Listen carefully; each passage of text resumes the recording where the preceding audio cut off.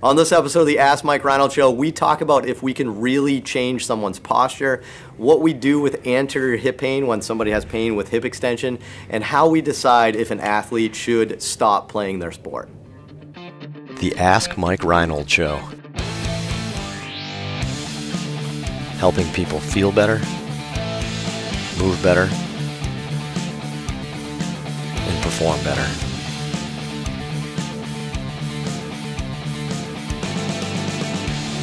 Welcome back, everybody, to the latest episode of the Ask Mike Reinold Show. I'm up here at Champion PT and Performance up in Boston, Massachusetts. I'm here with Lenny Macrina, Dave Tilley, Dan Pope, Mike Scaduto. We have two awesome new physical therapy students to introduce today. John's been here a couple weeks, Brooks has been here 1 week, but already making a big impact. These guys are doing a good job. First episode of questions to ask, so we'll see how it goes. I don't know. We'll see. I want to see what you guys have for the nicknames because I don't have good nicknames right now. So we'll go in order of seniority here. We had the totem pole here, but John LaRue from Clarkson University in New York, the state of New York, right? And his nickname? So John LaRue, and the nickname? LaRue is on fire. John LaRue is on fire. What do you think? It's a work in progress. I want to see it. Nobody will get John. It's going to be tough to, hey, LaRue is on fire. Come here, I need you. Yeah, it's a tough nickname. LaRue is also another pop star. She had sung Bulletproof, so we could go with that one. You're so trendy. That's reaching. I don't even know what you're talking about. All right, John LaRue from Clarkson University. Brooks Klein from UNLV. What's Brooksby Village, the best retirement home in the North Shore.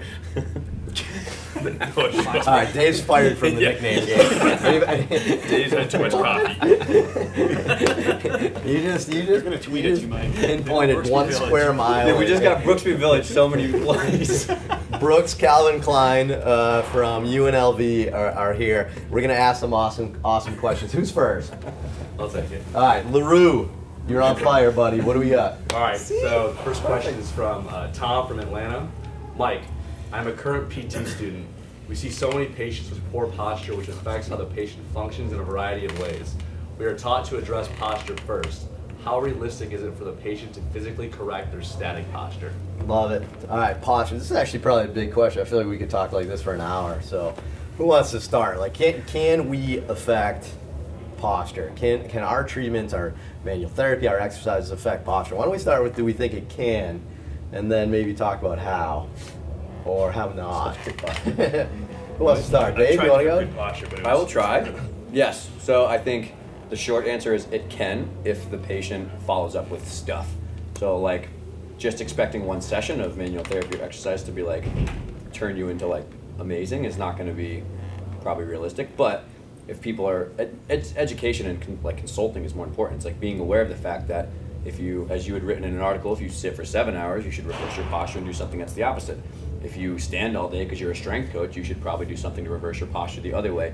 I think it's much more about the education we give someone to be variable in their positions than it is working on their lats going to make them sit straight up. And I think that we're finding that there is no perfect posture.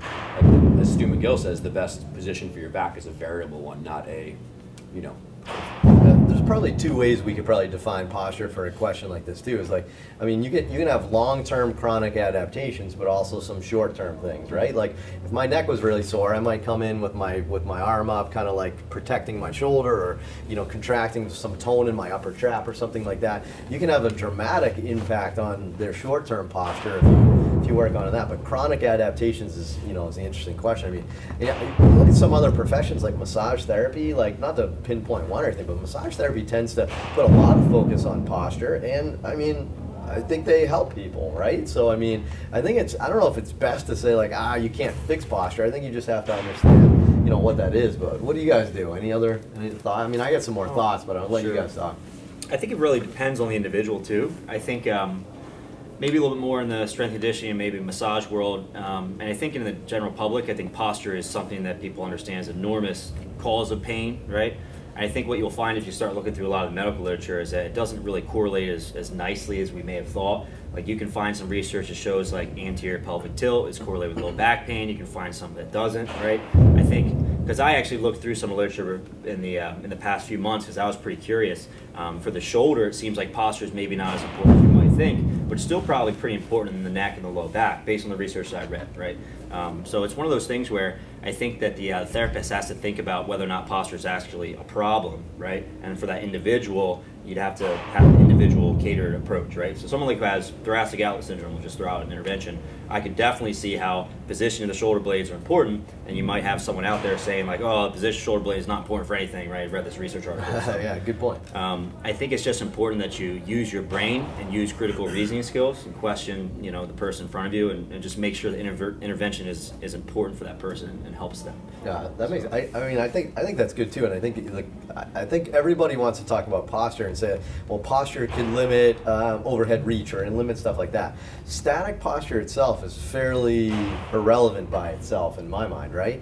But if your static posture correlates to your functional movement deficits, then I think you could kind of argue that a little bit more. If I sit like this all day, right, and I'm literally, this is my posture sitting, but then I can touch my toes, I can do a deep squat, then who cares about my posture, right? Because for whatever reason, I have the dynamic ability. So, if you're spending that much time staring at posture and trying to fix posture, I think you really got to correlate it. Do you have like movement deficits, right? And I think movement deficits is probably more important than static posture assessments. And symptoms.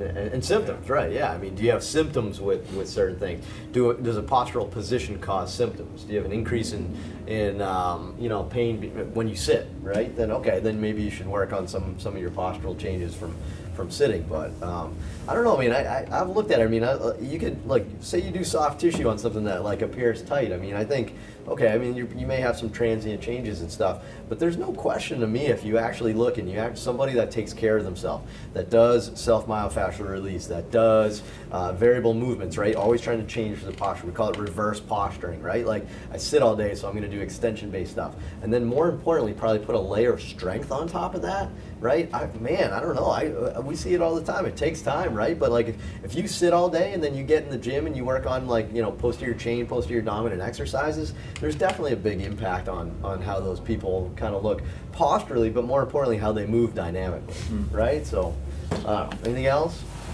We're overcoming a societal belief that posture affects your pain. So schools are still presenting it to students. So to try to, when somebody comes to us, like I said, society is still dictating that this is going to directly cause pain. So we have to overcome that and educate. Awesome, nice. All right, next question. Let's do this. Calvin. Next up, Jeff from St. Louis. Can you mention some causes of anterior hip pain when going into hip extension and some ways to treat it? FYI, dealing with a baseball pitcher's push-off leg. All right, so rear leg in a baseball pitcher, but all right, anterior hip pain during hip extension. What do you think? Dave, your world has a lot of this. Dan, you deal with a ton of this. Yeah, I'll give my quick thoughts, and then I know that Dan just recently sent me an article that kind of looked at some of these concepts. So sweet. At a baseline level, the work that I think I'm kind of deep into with the hip is in parallel to what you guys have done with James Andrews and Kevin and stuff like that. But the socket is slightly different, right? It's deeper in the hip, which means that the shoulder will slide out, the hip will not, right? So what they're thinking in some of the medical literature from Dr. No and Dr. Bird is that instead of somebody just sliding out in a direction, so think about if you're extending your hip, you're going to run out of room between the femoral neck and the posterior lateral acetabular wall eventually, right? Whether you're a gymnast and it's super more range of motion, or you're a baseball player and pushing off, you might hit your femoral neck on the lateral wall, and as a result, they think it fulcrums out. So if I'm running and I put my leg back, I hit my wall, I may tip out the front slightly, right? And I think there's some really interesting research showing that, the iliofemoral ligament has two bands, medial and lateral, that directly overlie the femoral head, and then you have the psoas and some adductors that work as flexors to essentially prevent that from happening. So we see people who, over years of pushing off or maybe not training the best sprint mechanics or things of that nature, will start overloading their static stability, and then they start going through their labrum, and then their psoas blows up because they're trying to contain the femoral head, or their adductors try to contain the femoral head. So I personally think that people have a double-edged sword where end range flexion with squatting and the strength conditioning that maybe they're not ready for, it's not fit for their anatomy, may predispose some pinching, and then you have somebody who also will sprint and have it happen the other way. So I think the extreme ranges of motion are kind of what we're finding is provocative because of the difference in acetabular shape being deeper. Treatment. A little anterior instability Right. would be one, and then treatment, just get them super strong, and probably avoid excessive hyperextension. You're going too lean far. forward in your sprint mechanics, maybe try to do some med ball stuff and retrain how to push off your back Get leg out of upright. hyperextension a little bit, right? Yeah. So you don't fulcrum anterior. And Good. less is more with soft tissue work. If it's eccentrically overloaded, don't go nuts. It's like provocative. What do you got, Dan? I was going to say some of the same thing. I think it's the extension, the external rotation is probably going to be forcing that ball forward, so it gets some instability because of that. Where we see it a little bit, we see it a lot of complaints in sumo deadlift when they finish their pull because you're externally rotated and then you're extending. And I think for some people, the hips just don't like that position. They're getting increased stress coming anteriorly, and they have kind of that same pinching sensation that sometimes people have in the bottom of the squat as well. So initially, I think it's probably good, just like you said, to unload it and then slowly start to progress the range of motion first, and then over time making sure that your volume is adequate so that you're not tearing up your hips and just doing too much work in general. Right, and this particular person too, if it's a baseball pitcher with lead leg, I mean, it's not, you get a decent amount of hip extension during lead leg, so I think that kind of matters to all this. What do you guys think, Mike, Len, anything else like anterior hip? I mean, there's some other classic stuff like psoas type stuff, or even, FAI based things. But I don't know, those don't really, do those happen with hip extension though? It's kind of more flexion based, right? I think only for the mechanism of eccentric overload. Yeah, I think it would be eccentric overload. And I think the question is about baseball, which we've alluded to, but I think keeping in mind, if he's a baseball player and a gymnast, they oftentimes are hypermobile. If they're decent at their sport. He did both sports. I was like, No, that's no. rare. No, Unless you're me. Dave sees this a lot. You have to meet a gymnast that has good throwing mechanics. Good. Right, see my Instagram story daily. But if they're relatively hypermobile, now they're really relying on their dynamic stabilizers as like the shoulder and the hip as well to try to keep that ball within the socket. So if they have that fulcruming that he alluded to, then you got psoas and other soft tissue around the joint trying to grab on to prevent a relative, what would be a subluxation or excessive mobility. So, not surprised it's baseball. So now what are we going to do? We got to maybe change mechanics. We got to look at posterior dominant, posterior chain strengthening, calm down the iliopsoas. Maybe he's relatively anteriorly tilted, something like that. I don't know. I don't know the whole presentation and get them. And a mistake. Sorry, go ahead. No, go ahead. Sorry. I was gonna say a mistake I made building off what you just said is that I used to think, anterior hip pain, psoas, let's go nuts, and I made people so much worse. I promise. I see a lot of gymnasts and other people who the other way. just get soft tissue work blasted, or they lay in a kettlebell. Certain people, right? It's crazy to do that, right? Because you don't know how many layers behind the psoas are provocative. Does anyone know who you're alluding to right now? They do. Oh, okay, good. I was going to say, I don't. Yeah, I would just say, like, you guys all kind of touched on it, but you really have to assess and kind of figure out what you think is going on, whether it's bony anatomy, static stabilizers, muscles. Like, you need to kind of narrow that down because it seems like the treatment varies depending on what's going on. So good diagnosis. I feel like a lot of people will assume if it's anterior hip pain that it's psoas, for example. So, like Mike's saying, good. I like that. Get a good diagnosis, get a good evaluation process. Don't just assume, because that is an area you probably assume things on and maybe get in trouble. I couldn't tell you how many doctors sent me a note, said hip flexor strain, and it's really some sort of impingement going on. So the treatments are very different. Doctors. Well, doctors are good. I'm sorry, I love doctors. Doctors. Great episode. Doctors. LaRue is on fire.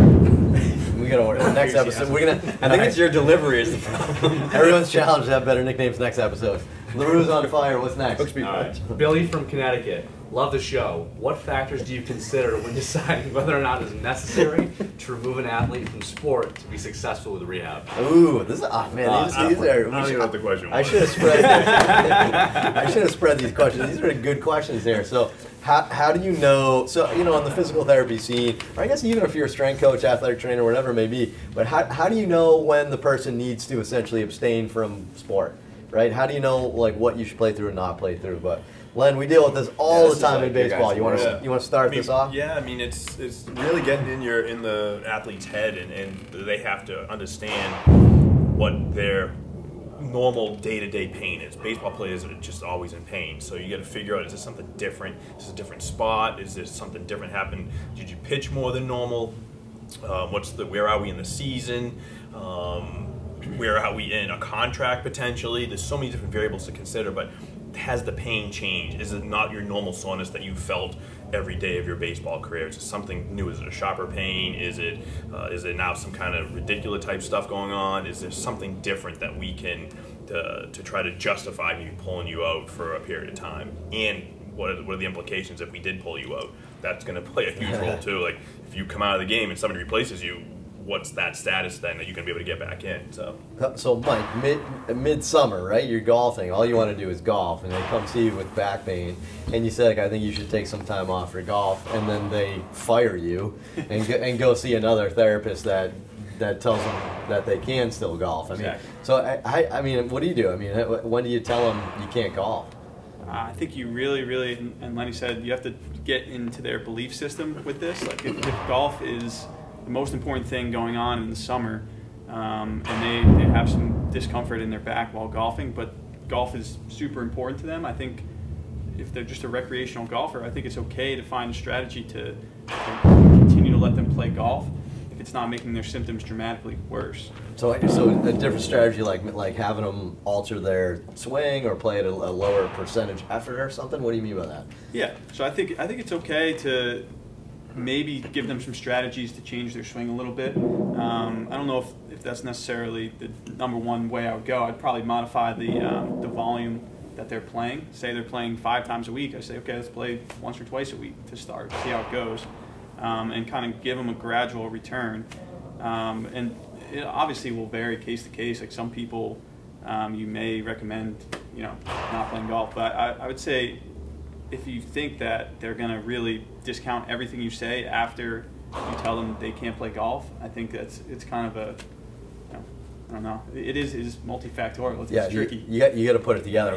There's their performance. It is obvious that their performance is affected. Is their fastball less? Are they giving them more home runs? Are they shanking the ball more? Yeah. There's going to be hopefully an obvious justification where you can let the athlete realize it may be time to pull back a little. And in CrossFit as well. You guys see it all the time. Gymnastics. It's these overloaded sports where you just keep playing, volume catches up. And then you can figure out what happened retrospectively. Did we train enough? What were we doing training in the off season, the preseason? What are we doing now for maintenance stuff? There's always something missing in their program. We get a ton of kids that come to us in the middle of the summertime dying because they're not getting the arm care, they're not getting the maintenance on their shoulder, and then you give them a little love and now their performance goes up. So I think there's so many different variables that you can affect. I always try to explain to everybody that my job is to either keep you on the field or get you out there as fast as I can. But sometimes it just comes down to what's in your best interest. And a lot of times athletes are thinking short term, I just want to play today, I just want to play today. And I think one of the things we do really well here is we kind of help them understand the long-term implications, right? You're a sophomore in high school and you're getting ready for the baseball season and you're a little sore. I don't know. I mean, I just don't know how important your sophomore year high school season is to your chances of playing in college or even maybe getting drafted, right? We may say, let's be a little conservative. We still have the summer. Let's focus on junior year, whatever it may be. I mean, there's so many ways that we have to put it in. I think we're like the rational outsiders that can kind of have the common sense and kind of put that into play too as well, because it's not just physical, right? I mean, there's going to be an obvious person. Somebody comes to you, they're a hamstring strain. It's black and blue and they have no range of motion and strength. Okay, no brainer, they can't play, right? But we're talking about the people that are in pain here. And look, we always say, like Mike said, adjust the volume. Like you're not gonna like blow out necessarily if you don't have structural pathology. Let's just see what you can handle. If you're making progress, then great, we can adjust the load in a positive way. If you're setting yourself back or kind of staying in neutral, then maybe we're just doing too much, right? And I think that's how I would kind of put it together. So it's almost like Lenny talked about the implications of if they come out of the game, is someone going to take their spot? But if they stay in the game, are they going to get seriously injured, or are you going to cause further harm? Like, are you comfortable allowing it? Like risk reward. Yeah. And exactly. sometimes, look, it's Game 7 of the World Series. Sometimes you take that risk, right? Or you have the most important showcase in the world this weekend to get into this D1 college that you've been shooting for. Maybe you're willing to accept that risk. Or maybe there's another showcase in a month, and we'll talk you out of going to this one, because the last thing you want to do is go to a showcase at 80% of you and show everybody that you stink. Because now on your resume it shows that you aren't good at your sport, right? Because they don't know you're injured if you're trying to hide it. So It's good. You know, lots of good factors. I think that's a good play to kind of answer it. But awesome. Well, thanks, guys. Another great episode. We appreciate everything. Head to MikeReinold.com. Click on that podcast link. Ask us questions. Go to iTunes. Rate, review, subscribe us. Subscribe to us on Spotify now. And we'll see you guys on the next episode.